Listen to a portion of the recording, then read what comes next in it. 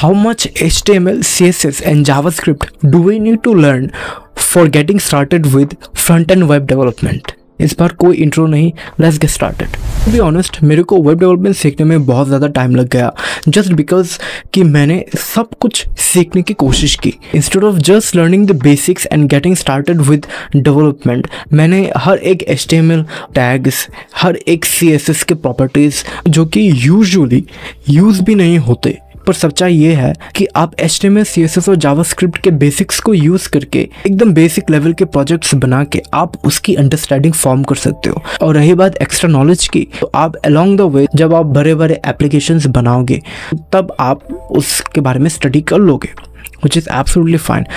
Initially आपको ऐसा नहीं करना, वरना बहुत टाइम लॉस हो जाएगा, बता दे रहा हूँ। तो टाइम वेस्ट नहीं करते, सबसे पहले शुरू करते हैं HTML से।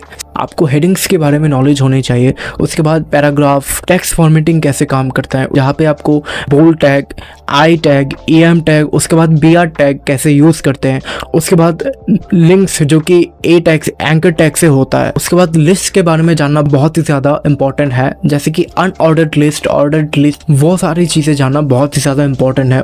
उसके बाद इमेजेस, और जो कि most of the time use होता है सेक्शंस और ग्रुपिंग में, डिव और स्पान का कॉन्सेप्ट्स, ये भी बहुत ज़्यादा इंपॉर्टेंट है जानना, जो कि हर टाइम यूज़ होता है। उसके बाद फॉर्म्स का कॉन्सेप्ट, इनपुट टैग कैसे यूज़ करते हैं, वो जानना बहुत ज़्यादा इंपॉर्टेंट है। तो ये सारे बेसिक सी चीज़ें हैं जो कि HTML में हर टाइम यूज़ होता है। उसके साथ साथ आप एडिशनली क्या सीख सकते हो वो भी मैं बता देता हूँ। तो आप टी बॉडी का नॉलेज रख सकते हो, टी बॉडी कैसे यूज़ होता है, उसके बाद आई फ्रेम्स कैसे यूज़ होता है, टेबल, थ्रेड, टेबल डेटा, ये सारी चीज़ें आप जान के रख सकते हो। MDN डॉक्स पे अवेलेबल है, जब चाहो जाके चेक कर सकते हो। आपको रिमेंबर को याद रखने की कोई भी ज़्यादा ज़रूरत नहीं है, very easy and straight forward. अगर आपको और भी कुछ जानना है, आप किसी AI टूल का यूज़ कर सकते हो कि यहाँ पे कौन सा टैग यूज़ करूँ या और यहाँ पे मैं क्या करूँ। तो अब बात करते हैं CSS के बारे में। तो सबसे ज़्यादा फ्रीक्वेंटली यूज़ होता है ये 5 चीज़ें। आपको फॉन्ट्स के बारे में जानना बहुत ज़्यादा इंपॉर्टेंट है। फॉन्ट्स में से आपको फॉन्ट फैमिली, फॉन्ट साइज, उसके बाद फॉन्ट का जो कलर है, फॉन्ट का बैकग्राउंड कलर, ये सारी चीज़ें, इसके बारे में नॉलेज होना एक्सट्रीमली इंपॉर्टेंट। अब फॉन्ट के साइज से याद आया, whether you will be specifying the value in pixels और EM और REM, ये सारे 3 यूनिट्स का नॉलेज होना बहुत ही ज़्यादा ज़रूरी है। पिक्सल्स, REM और EM के बारे में। उसके बाद वाइड और हाइट, उसके बारे में नॉलेज होना बहुत ज़्यादा ज़रूरी है।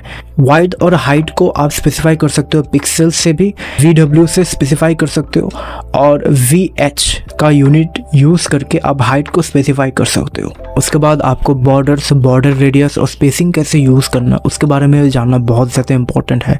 कलर बॉर्डर रेडियस की कैसे सेट करें, कलर सॉलिड होगा कि नहीं या फिर कुछ और होगा, तो ये सारी चीज़ें बहुत ज़्यादा इंपॉर्टेंट होता है। बॉर्डर रेडियस पे ऑलमोस्ट 2 to 3 पिक्सल्स का जो वाइड है वो प्रोवाइड करना पड़ता है, वो सेट करना बहुत ज़्यादा इंपॉर्टेंट बन जाता है। उसके बाद हमें क्लासेस और सिलेक्टर्स कैसे काम करते हैं, उस सूडो क्लासेस कैसे यूज़ होते हैं, सिलेक्टर्स, बॉक्स मॉडल काम कैसे करता है, इसके बारे में थोड़ा बहुत अंडरस्टैंडिंग होना इम्पॉर्टेंट है। फिर यूनिवर्सल सिलेक्टर्स, ओवरफ्लो, उसके बाद मार्जिन और पैडिंग का जो कॉन्सेप्ट है, स्पेसिफिसिटी कैसे काम करता है, वो एक्चुअली बहुत ही ज़्यादा इंपॉर्टेंट है। उसके बाद फ्लैक्स बॉक्स और ग्रिड लेयर तो दी मोस्ट इम्पॉर्टेंट थिंग है। फ्लैक्स बॉक्स पे आपको अलाइन आइटम्स, जस्टिफाई कंटेंट, मतलब जस्टिफाई कंटेंट में कब आपको स्पेस अराउंड देना है, कब आपको स्पेस बिटवीन या फिर स्पेस इवनली या फिर सेंटर में देना है, ये कब आपको देना है, इसका जो नॉलेज है वो इम्पॉर्टेंट बन जाता है। तो ये सारी चीज़ें आपको बहुत ज़्यादा इम्पॉर्टेंटली सीखना है, क्योंकि यही सारी चीज़ें यूज़ होता है ज़्यादातर। उसके बाद ग्रिड लेआउट पे आपको सीखना पड़ेगा, तो grid columns work, how grid row works.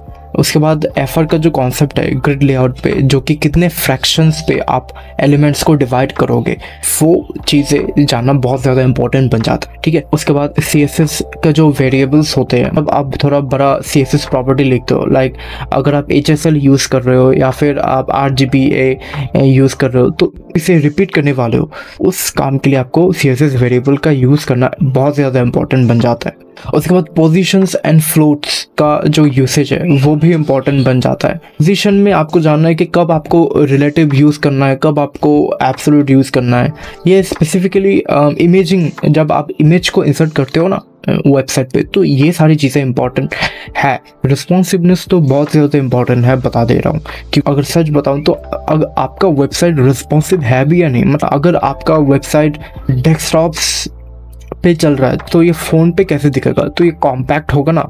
उसका जो मतलब रिस्पॉन्सिवनेस बिहेवियर है ना, उससे डिसाइड करता है आपका रिस्पॉन्सिवनेस का जो कॉन्सेप्ट है, मतलब मीडिया क्वेरी का यूज़ करना, तो वो भी इम्पॉर्टेंट है जानना। मीडिया क्वेरी वगैरह ये सारी चीज़ें इम्पॉर्टेंट है।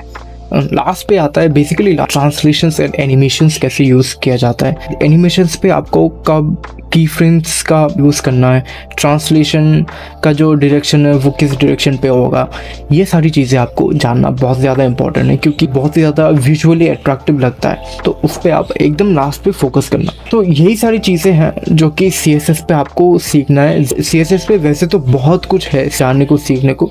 बाकी अगर मैंने कुछ मिस आउट कर दिया तो कमेंट पे बता देना।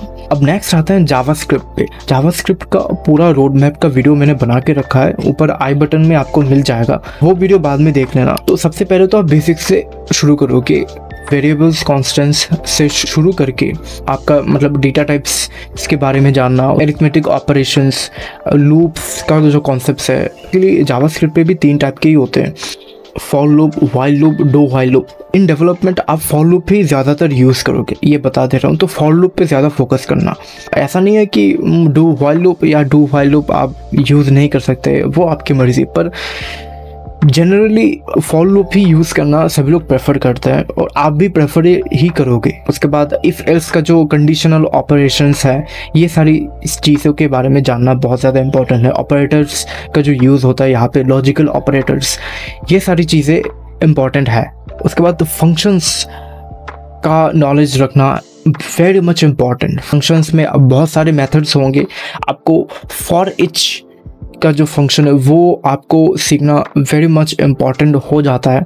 Call back functions, arrow functions के कॉन्सेप्ट, एरो फंक्शंस तो बहुत ही ज़्यादा यूज़ होता है, मैं बता दे रहा हूँ। एरो फंक्शंस आप ऑलमोस्ट हर जगह पे आप यूज़ करोगे।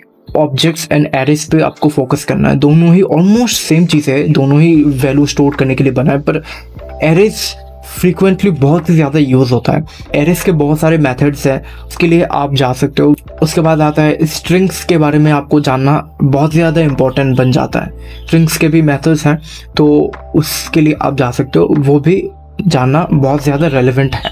उसके बाद आपको डोम के बारे में जानना है, डोम ट्री कैसे काम करता है, डोम मैनिपुलेशन कैसे होता है। ये सारी चीज़ों से आप असली डेवलपमेंट कर सकते हो, असली फ्रंट एंड का वर्क यही आता है। बाद डोम पे आपको selections by ID, selections by मतलब क्लासेस, ये सारी चीज़ें आपको डोम पे जानना बहुत ज़्यादा इंपॉर्टेंट है। उसके बाद क्वेरी सिलेक्टर्स, उसके बाद इनर HTML, इनर टेक्स्ट, और भी ज़्यादा इंपॉर्टेंट चीज़ आ जाता है, वो है इवेंट हैंडलिंग।